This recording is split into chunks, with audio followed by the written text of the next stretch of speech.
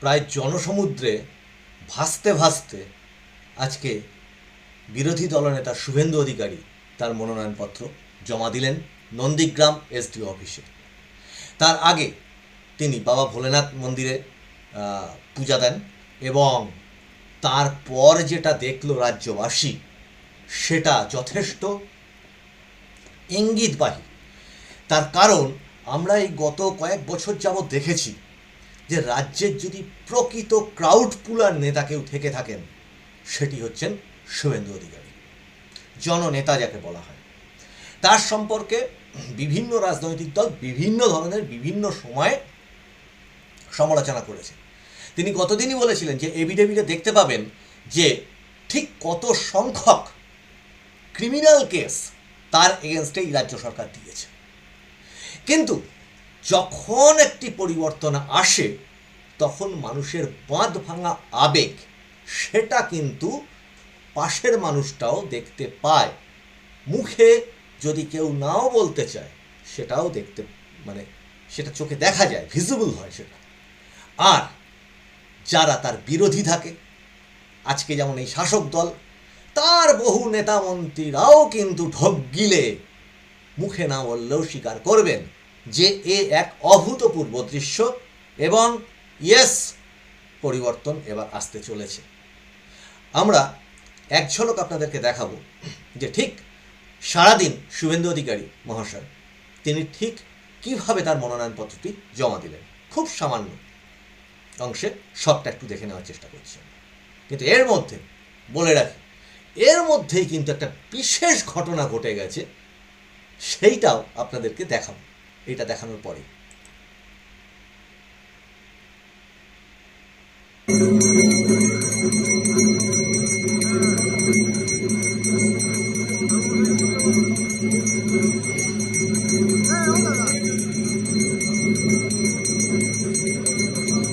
এটা তিনি কেয়াপাড়ার বাবা ভোলেনাথ মন্দিরে পুজো দিচ্ছেন মনোনয়নপত্র জমা দিতে যাওয়ার আগে।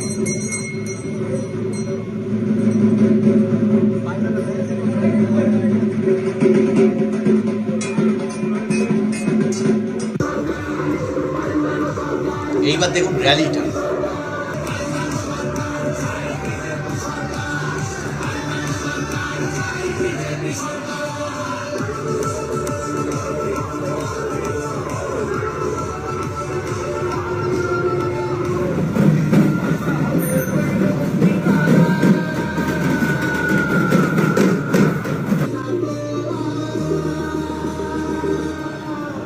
জনসমুদ্র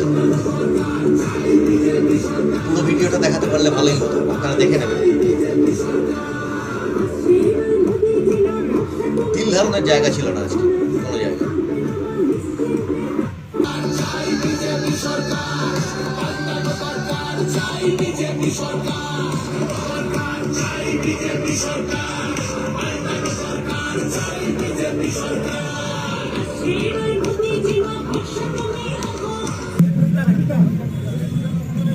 এবার গাড়ি থেকে নেমে উনি এসডি অফিসে মনোনয়নপত্র জমা দিতে আসেন।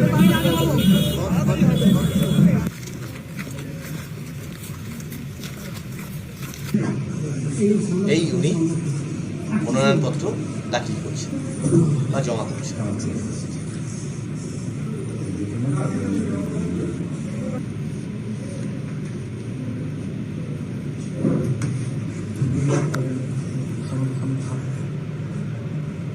ম্যাডাম,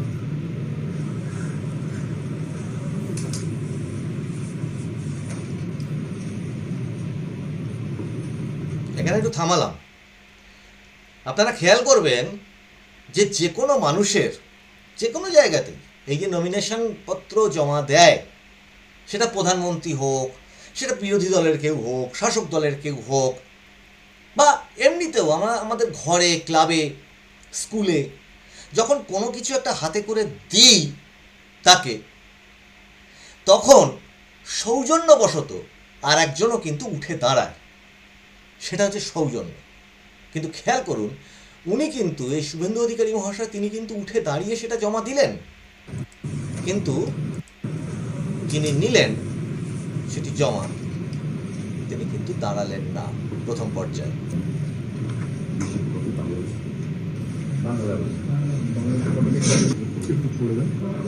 আমি শুভেন্দু অধিকারী 210 নন্দীগ্রাম বিধানসভার একটি আসন পূরণ করার উদ্দেশ্যে মনোনীত হয়ে ঈশ্বরের নামে শপথ করছি যে আমি বিধি দ্বারা প্রতিষ্ঠিত ভারতের সংবিধানের প্রতি সম্পূর্ণ শ্রদ্ধা ও নিষ্ঠা জ্ঞাপন করব এবং আমি ভারতের সার্বভৌমত্ব অখণ্ডতা অক্ষুণ্ণ রাখব।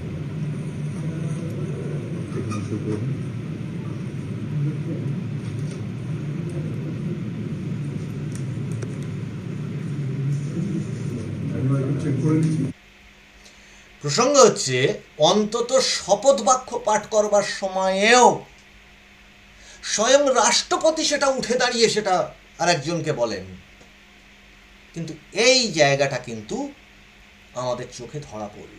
দর্শক, আপনারাও দেখলেন এবং আশা করব স্বয়ং বিরোধী দলনেতা শুভেন্দু অধিকারী মহাশয়ের ঘনিষ্ঠ তার পারিষদবর্গ বা ধরুন কর্মী যারা আছেন, আশা করব তারাও জিনিসটাকে খেয়াল করুন যে হতেই পারে আমাদের এই দৃষ্টিভঙ্গি হয়তো ভুল, আবার হতেই পারে সেটা ঠিক হয়তো।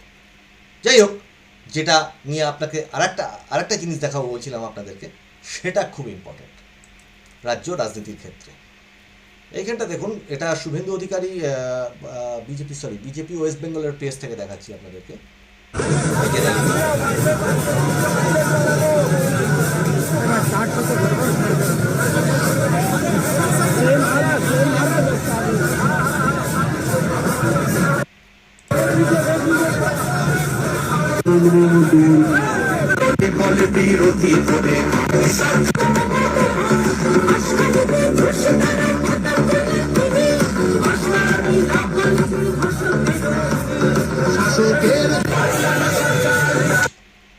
এখানটা দাঁড় করালাম।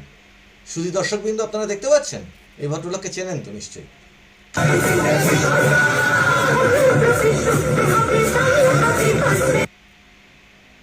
দিলীপ ঘোষ, মাননীয় প্রাক্তন রাজ্য সভাপতি দিলীপ ঘোষ মহাশয়।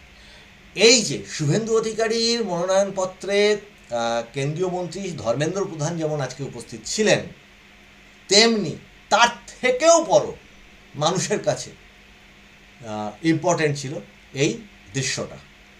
গোটা র্যালিতে দিলীপ ঘোষের উপস্থিতি, এটা রাজ্য বিজেপির তরফ থেকে সমস্ত মানুষের কাছে আমাদের মনে হয়েছে একটা ঐক্যের বার্তা তুলে ধরা, এবং সেই ঐক্যের বার্তাটা এই রকম একটা অপশাসনের বিরুদ্ধে যখন একটা দল লড়াই করতে যাচ্ছে, সেখানে এই ঐক্যবদ্ধ হয়ে লড়াই করাটার এই বার্তাটা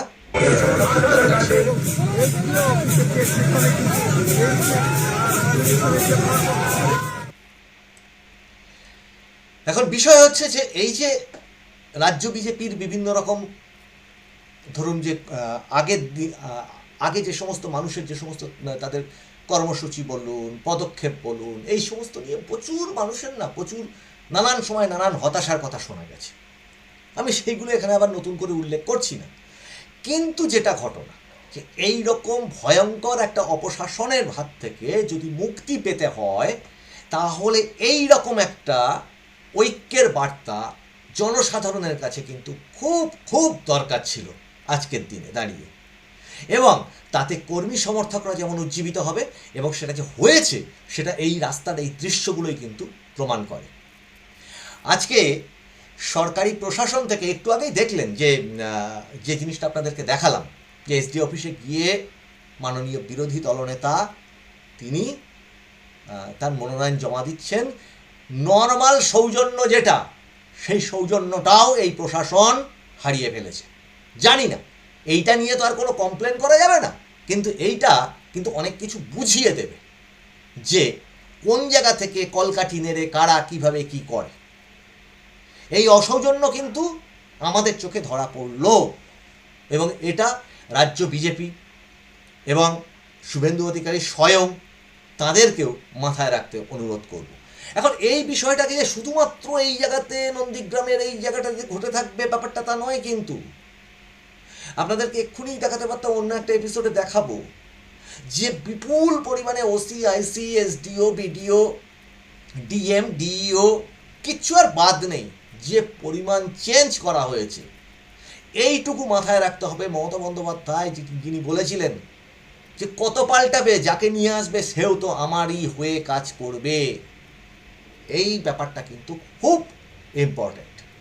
এবং শুভেন্দু অধিকারী মহাশয় নিজেই বলেছেন, এই মানে আজকেই সকালবেলা ওই মন্দির থেকে বেরিয়ে প্রেস কনফারেন্সে বলেছেন যে আইপ্যাকের লোক সমস্ত ধরনের ডিপার্টমেন্টের মধ্যে ঢুকে বসে আছে এবং তিনি জানেন, তাকে বাবা ভোলানাথ এই ক্ষমতা দিয়েছেন যে ব্লিচিং পাউডার দিয়ে কীভাবে পরিষ্কার করতে হয় সেটা জানা আছে।